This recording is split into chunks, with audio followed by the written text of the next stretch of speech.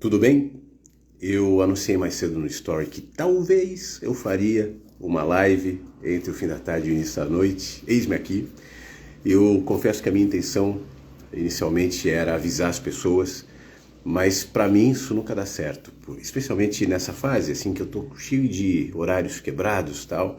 Eu não conseguiria me organizar, pelo menos não agora, não hoje, marcando um horário. Então vim aqui, né, do nada.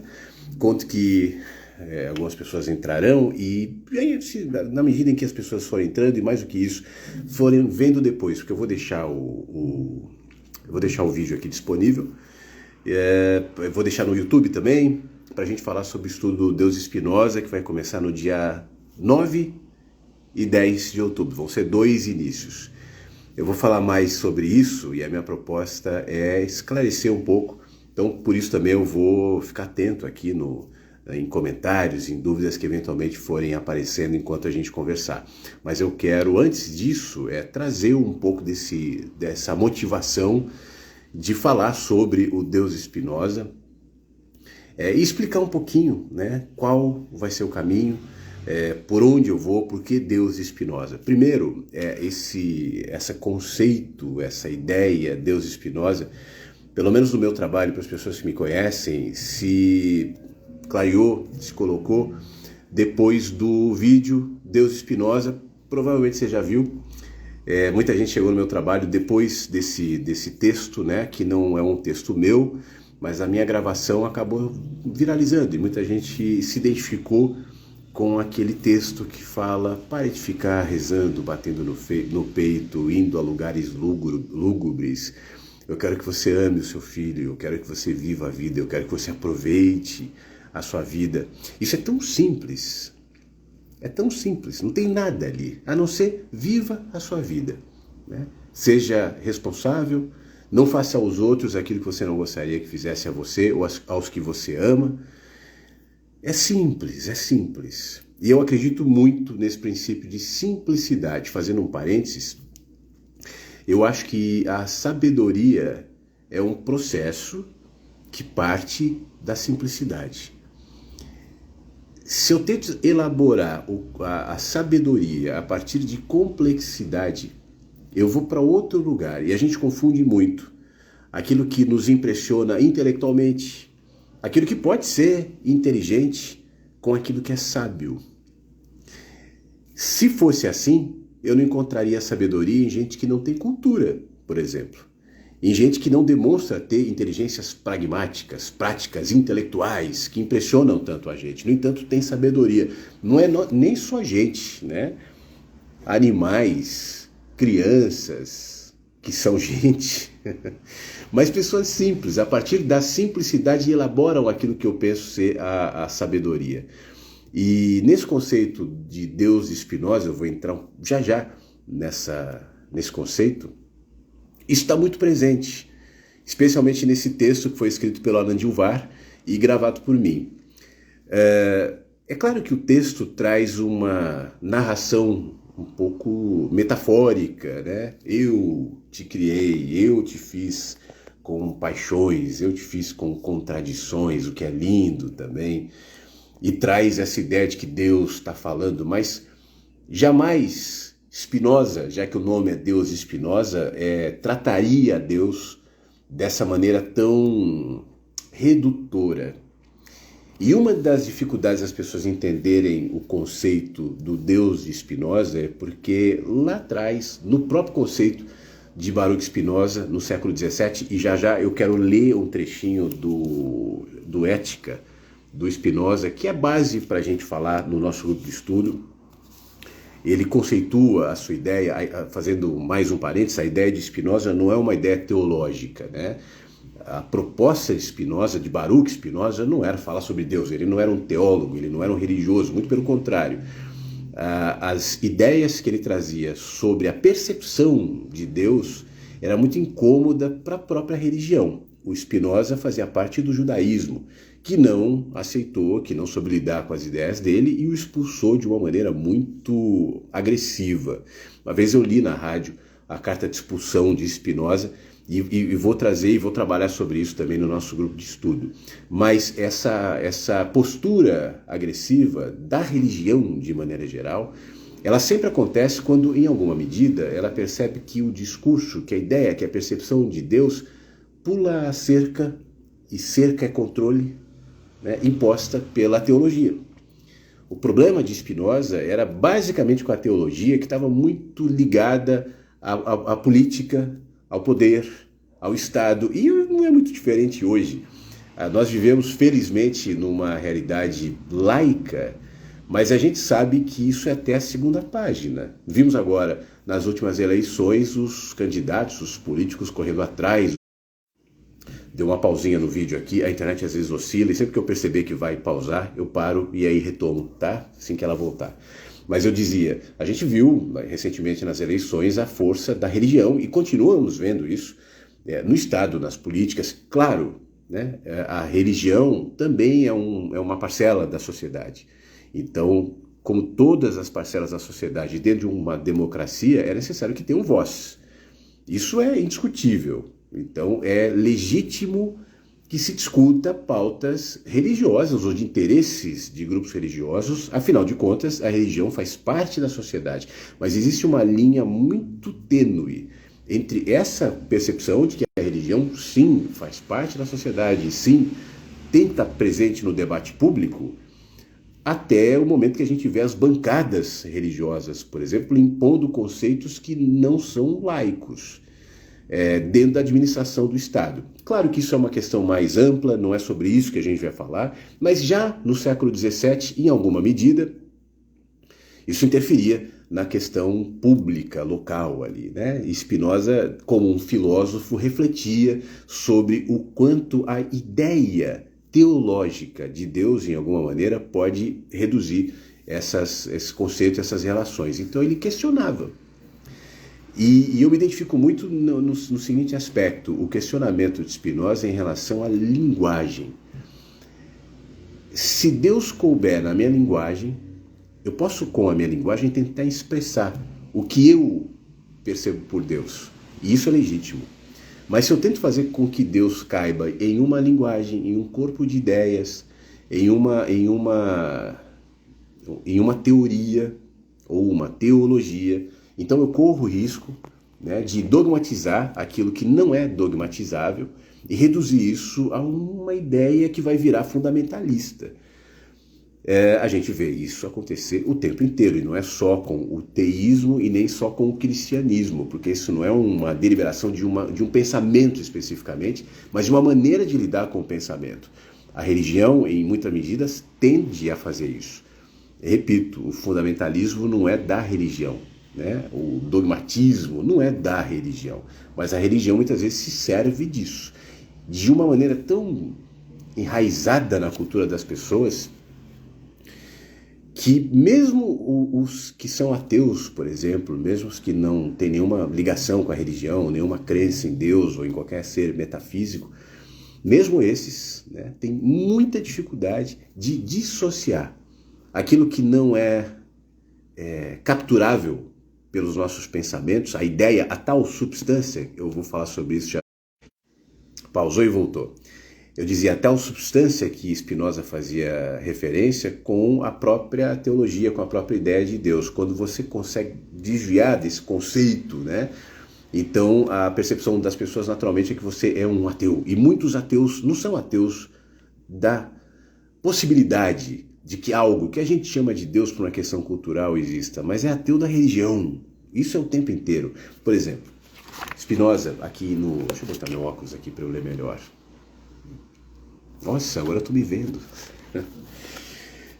No Ética, né, onde ele trata mais esse assunto, a definição em relação a Deus, de alguma maneira eu acho que ilustra o que eu estou querendo conversar contigo aqui.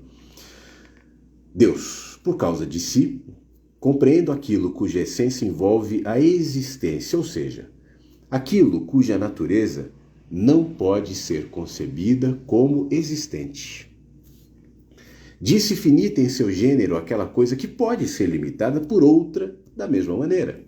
Por exemplo, disse que um corpo é finito porque sempre concebemos um outro maior.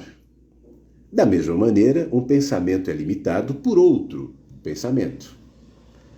Mas um corpo não é limitado por um pensamento, e nem um pensamento por um corpo.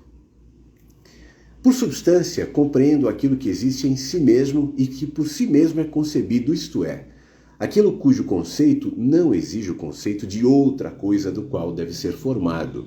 Fazendo um pequeno parênteses aqui, toda construção teológica é sempre baseada em conceitos formados, e menores, inclusive, do que o próprio conceito maior, no fim das contas, da tal substância aqui de Spinoza.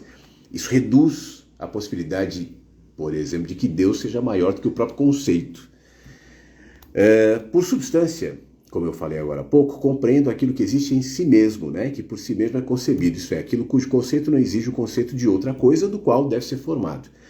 Por atributo, compreendo aquilo que de uma substância o intelecto percebe como continue construindo, ou melhor, a sua essência. Por modo, compreendo as afecções de uma substância, ou seja, aquilo que existe em outra coisa, por meio da qual é também concebido. Por Deus, compreendo um ente absolutamente infinito, isto é, uma substância que consiste de infinitos atributos, cada um dos quais exprime uma essência eterna e infinita. Diz-se livre a coisa que existe exclusivamente pela necessidade de sua natureza, e que por si só é determinada a agir. E diz-se necessária, ou melhor, coagida, aquela coisa que é determinada por outra a existir e a operar de maneira definida e determinada. Tá pegando?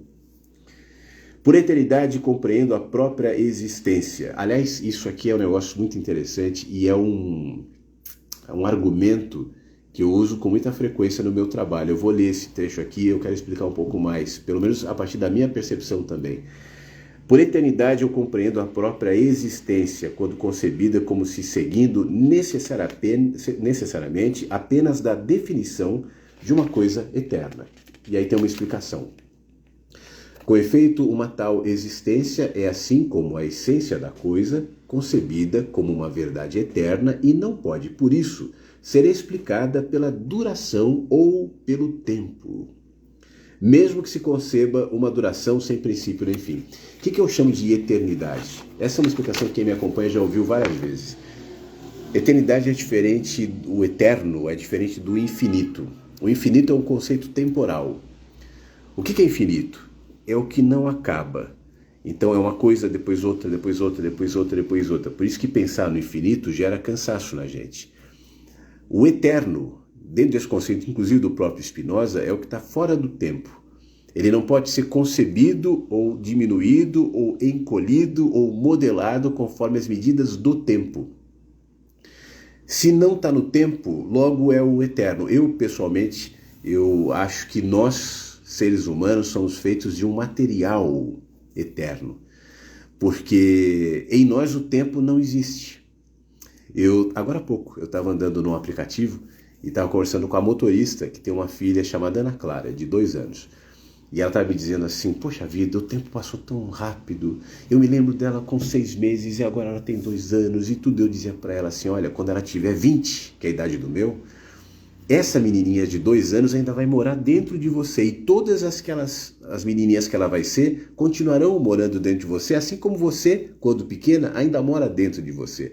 Quando a gente chega na nossa idade avançada, como a gente fica velho, a gente não deixa de permanecer interiormente como um dia já fomos. O corpo envelhece.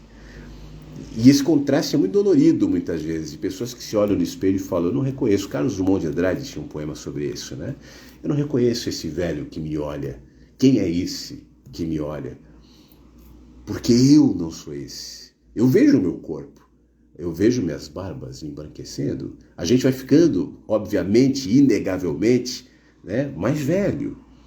Mas você pega uma pessoa de 100 anos e dentro dessa pessoa, todos que ela já foi ainda estão lá. E ele vai se modelando, se condicionando conforme a deterioração do seu corpo. E aí um contraste entre o corpo perecível e finito e o ente eterno, dentro desse conceito que eu te falei. Quando eu falo ente eterno, Eu não tenho nenhuma intenção de falar que vida após a morte ou coisas do tipo, vai para onde?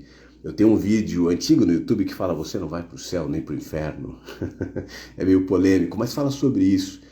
O ir para onde também é um conceito ligado ao tempo. Tempo e espaço são conceitos relacionados. Quando eu falo de para onde eu vou, eu estou falando de lugar. E se tem lugar, tem tempo. Mas como nós somos entes eternos, sem tempo, também somos entes sem lugar. Então, se eu não tenho tempo, eu também não vou. Dentro do conceito de eternidade, só existe um tempo, que é o agora. Isso é sobre isso que eu falo muito também. Estar presente no agora, em alguma medida, é experimentar uma dimensão da eternidade. Porque se o tempo e o espaço são interligados, uma vez que o tempo sai da equação, o espaço também. Então, se eu sou todos que eu já fui, sou também todos que serei, em alguma medida. E vivo somente no dia chamado hoje e agora. Nesse conceito temporal, e talvez esse seja um conceito um pouco mais moderno, Spinoza não viajava ou falava sobre isso, mas já esboçava, até dentro da ideia da substância que a gente leu agora, do texto Ética. Spinoza nasceu no século XVII, viveu no século XVII. Quanta coisa de lá para cá a ciência evoluiu, percebeu e nos ajudou, inclusive, a pensar dentro desses conceitos, que são mais modernos, né? Mas, de qualquer maneira, no ser atemporal, no ente eterno, seja no século XVII, no século XXI, no século XII, não importa, os conceitos da atemporalidade existem. Só que o conceito da atemporalidade não tem linguagem. A linguagem é um conceito temporal também. E uma vez que não tem a linguagem, o que a gente faz é emprestar as linguagens possíveis do meu contexto pessoal, do meu contexto social, do tempo onde eu vivo, do mundo onde eu vivo. Isso inclui a nossa ciência, isso inclui as nossas crenças, a nossa religião, a nossa linguagem. São todas ferramentas para expressar algo que é maior do que elas. E dentro disso entra o próprio conceito de Deus. Por isso, quando eu falo aqui, eu sei que boa parte das pessoas tem alguma dificuldade de entender que eu não estou fazendo, ou pregando, ou promovendo nenhuma filosofia ateísta. O ateu é o sem, né? Sem Deus. Eu excluo, eu nego. Muito pelo contrário. O que eu estou tentando... Faz pausa e volta. Quando faz pausa, eu volto a falar. Mas o que eu estou tentando fazer é ajudar as pessoas que vão me acompanhar a criar, na percepção, na linguagem, no arcabouço pessoal de cada um, uma dimensão mais ampla que não reduza a experiência que nós chamamos de Deus a uma linguagem. Aliás, é isso que eu estou fazendo o tempo inteiro. Tem muita gente que percebe, mas outros se sentem ofendidos, porque estão tão ligados, estão tão reduzidos à experiência da linguagem que não conseguem conceber aquilo que é maior do que a linguagem fora dela. Aí fica no copinho. Você sabe a metáfora que eu às vezes falo? Do mar, dos copinhos? Para quem não sabe, já que depois a live vai para o YouTube e tudo, é mais ou menos o seguinte. Nós todos estamos navegando num oceano maravilhoso, amplo e desconhecido. Eu vejo o oceano. A parte do oceano é conhecido por mim, pelo menos a parte da superfície. Mas eu não conheço a parte das profundezas do oceano. Eu não conheço o oceano para além do horizonte. Eu conheço só aquele ponto. É assim as nossas vidas. Eu me relaciono com o oceano de maneira protegida e limitada, porque eu preciso dessa proteção e eu sou limitado. Então, o que eu faço? Eu pego um copinho, por exemplo, eu pego um copinho assim, ó, para pegar a água do oceano. Aí você pega um copinho assim, ó, nesse formato aqui. E cada um pega um copinho num formato diferente. E há outros formatos. Isso aqui é uma religião. Isso aqui é outra religião. Nessa religião aqui, ó, cabe um pouco mais de oceano. Mas isso aqui não é o oceano. Isso aqui é religião. Esse aqui é um copo. Para eu ter acesso ao oceano, aí eu bebo aguinha, me lavo aqui com ele e tal. O outro vai com esse. Só que o que pegou esse e o que pegou esse vai começar a brigar. Porque o oceano, ele é quadradinho, ele tem uma tampinha roxa, ele é assim, o outro vai dizer, não, veja os detalhes, eu tô vendo aqui que ele tem esses risquinhos, esses detalhes. Quando na realidade isso aqui é só o copinho, é só a mídia, é só o meio para eu ter acesso ao oceano, que é muito maior do que o copinho. Na realidade, eu preciso do copinho não por conta do oceano, mas por conta dos meus limites. Porque eu não consigo pegar. Se eu tentar pegar o oceano com a minha mão, vai vazar entre os dedos. Então, o copinho é uma ferramenta para que eu tenha parte do oceano. Nós criamos a nossa ferramenta para ter parte daquilo que a gente chama de Deus ou da vida. Então, a gente tem as religiões, as linguagens. Mas a religião é só uma linguagem. Por isso que na medida em que o tempo vai modificando, essa linguagem, essa experiência também. E olha, isso não diminui a experiência, isso não invalida a experiência, isso não denigra a experiência, é uma experiência. Ela não é um problema por conta disso. Muito pelo contrário, mas é uma linguagem humana e essa é uma dificuldade imensa da maioria das pessoas. Você está indo contra a minha experiência, você está falando mal da religião, você está falando mal de Deus e na verdade não. Eu estou questionando a nossa linguagem e os nossos copinhos. Eu não estou questionando o oceano é desconhecido. O acesso que eu tenho ao oceano é muito limitado, por isso eu disse, as religiões vão se modificando conforme a cultura, o tempo, o contexto, inclusive do próprio indivíduo. Você pode ter a mesma religião a vida inteira. Quando você tinha 5 anos de idade, o que você pensava sobre Deus? E aos 10, e aos 30, e aos 50, e aos 80? Qual de você estava certo? Quais, entre os que você já foi, estava certo, né? Estavam certos? Está mudando. E tudo bem. Isso não invalida o objeto, o mérito. Isso só aponta para o observador que somos nós. Por isso, dentro da filosofia de Baruch Spinoza, o questionamento dos observadores da própria linguagem, da redução da tal substância, como nós vemos agora há pouco, antes de tudo é um espelho colocado diante daquela sociedade do século XVII. Agora, se hoje, diante de todo conhecimento e acesso à informação que nós temos, já é difícil para boa parte das pessoas, se imagina como era no século XVII. Então, gerou o que gerou, né? Parte desse estranhamento você pode ver no vídeo Deus Spinoza, que está aqui no Instagram, está no YouTube e tal. Nos comentários das pessoas. É interessante, eu gosto muitas vezes de ler e ter ali uma amostra do quanto aquela proposta de liberdade gera em nós o contrassenso. Opa! Como assim? E os freios? Como assim? E as punições? Como assim? Vai liberar geral? Vai virar uma libertinagem? Como assim? Só que essa postura não fala nada sobre a liberdade, fala sobre a gente. Fala sobre a nossa deliberação interior de transgredir a tal liberdade, porque nós não somos livres. Esse é um pensamento de escravo. Isso denuncia a nossa condição interior de escravidão, porque o escravo é que fala, opa, se tirar essa cerca eu fujo. Se tirar o capataz, eu vou embora. Por que o escravo precisa ficar protegido ali, vigiado, né? Cercado? Escravo humano ou escravo animal? Um boi no pasto, no cerco, tira ali e o boi vai embora. As cercas nos enquadram, nos sequestram, nos privam da liberdade. E essas cercas são colocadas também pela religião em nome da responsabilidade moral para conduzir um povo. Eu concordo, fazendo um parênteses aqui, já estou quase chegando ao final, eu concordo que as pessoas precisam de freios, concordo. As pessoas precisam de... Não dá para deixar assim, solto, porque os seres humanos são selvagens, irresponsáveis, gananciosos, sim, muitas vezes. Mas você sabe o que eu penso em relação a isso? Eu não estou propondo a libertinagem. Não é isso que eu ensino para o meu filho, né? Mas o que eu proponho é uma discussão madura, ética, aprofundada, sobre conceitos éticos de civilidade, de trato, de educação. Isso se faz na discussão da sociedade, isso se faz com leis, punições, isso se faz aprimorando as nossas relações e não vejo como único jeito falar, não, é vertical. Deus não quer. Por quê? Né?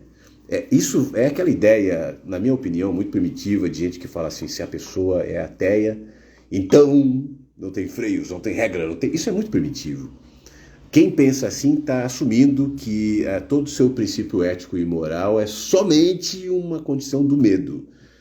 Porque Deus não quer, Deus não deixa, Deus não pode, você é punido. Então, isso é um conceito muito reduzido, né? Isso é um assumir-se escravo. E a proposta de liberdade, ela vai na direção da emancipação dessa auto-escravidão que é cultural, que é milenar e que está na nossa sociedade de maneira muito mais presente do que a gente pode imaginar. É só começar a prestar atenção e você vai começar a estranhar e entender o que eu estou falando. A liberdade, ela gera medo. Ela propõe responsabilidades. Quem que está afim de assumir isso? Eu sempre dou um exemplo para fechar de um comentário que uma vez chegou no Deus Spinoza, foi um recente. E esse comentário para mim foi muito emblemático dentro disso que eu estou tentando aqui compartilhar contigo. A pessoa se incomodava especialmente porque dizia, dentro desse conceito, o que eu me privo aqui não quer dizer nada. Eu não traio minha mulher, eu não bato nos cachorros, eu não roubo, eu não faço... E é isso aqui, isso é a mesma coisa, então de quem faz? Dá no mesmo? Com toda isenção, para você, um comentário desse parece fruto de consciência? Ou somente uma mágoa porque eu não fiz o que eu gostaria de fazer, logo não fiz por medo, e eu quero ser recompensado por conta disso, e eu quero que o outro seja punido por conta disso. E grande parte da minha recompensa por ser uma pessoa ética é ver o outro sendo punido, porque eu não admito. Como assim? Se no fim das contas houver um acerto de contas, o injusto e o justo, o bom e o mal, o certo e o errado, vão para o mesmo lugar? Então isso vai gerar na sociedade uma bagunça, uma anarquia completa. Escravo. Quem pensa assim é escravo. Desculpa, mas é. A libertinagem, a anarquia, tudo isso, bom, eu também sou contra. Mas a gente pode discutir isso num nível de consciência que não necessariamente se apoia no conceito do medo. E a ideia do Deus Spinoza, eu acho que vai nessa direção. E por isso ela pode ser tão provocadora para muita gente. Enfim, basicamente, né, a gente vai falar mais sobre isso no grupo de estudos, além de assuntos como esses. A gente vai... Eu vou destrinchar o texto do Anand Yuvaya que está gravado por mim, e eu quero, frase por frase, analisar, né, falar sobre elas, enfim, propor uma reflexão mais ampla para as pessoas que estiverem nesse grupo. Vai acontecer em 4 lives, a primeira é no dia 10 de outubro, sim, ainda dá para se inscrever, provavelmente até o iniciozinho de outubro, claro, né, porque depois aí não vai dar mais. E também no grupo de WhatsApp, que vai ser aberto no dia 9 de outubro. Então, se você quiser se inscrever, eu estou concentrando no site da Rádio Inverso. No YouTube e no Face, eu vou colocar o linkzinho direto para inscrição. No Instagram não dá. Mas para facilitar, entra em radioinverso.com, aí tem um bannerzinho do Clube do Deus Spinoza. Enquanto o banner estiver ativo ali, as inscrições estão abertas. Aí você clica e esteja, vai ser muito legal. O estudo vai durar um mês, repito, né, com essas lives semanais, vai ser uma por semana, e esse grupo de WhatsApp que vai servir mais de apoio. É na live que o estudo vai acontecer. O grupo de WhatsApp é para a gente pincelar uma coisa ou outra, ver como é que os debates, as propostas, as perguntas, enfim, as interações que depois vão para a live acontecem. É para a gente abrir mais um canal de interação. Tá bom? Essa é a ideia. Eu quis fazer a live mais para fazer um panorama rápido aqui e para lembrar quando vai acontecer. Eu acho que não houve... Eu vi uns comentários rapidinhos aqui, um beijo para todo mundo, mas acho que não houve nenhuma pergunta, nada. Isso vai acontecendo na medida em que o estudo for rolando. Pausa. Mas agora sim, o boa noite. A internet está meio oscilando aqui. Eu estou em Floripa e o tempo aqui está horrível, horrível, horrível. Cheguei no fim de semana garoa e chove, garoa e chove, garoa e chove, garoa e chove, e a internet fica horrível, né? Dá uma oscilada, tá bem ruim. Aliás, deixa eu fazer um parênteses rapidão, eu até tenho que conversar depois, eu não vou botar isso nessa live, mas sobre o Mensagens. Provavelmente eu vou conseguir fazer o Mensagens em breve, de manhã até. Algumas mudanças em relação ao que a gente tinha conversado, mas isso eu falo depois, aqui no Instagram mesmo, mas em outro momento, tá bom? Obrigado quem veio, obrigado quem viu depois, e a gente se vê então no grupo de estudos Deus Espinosa. Um beijo, até!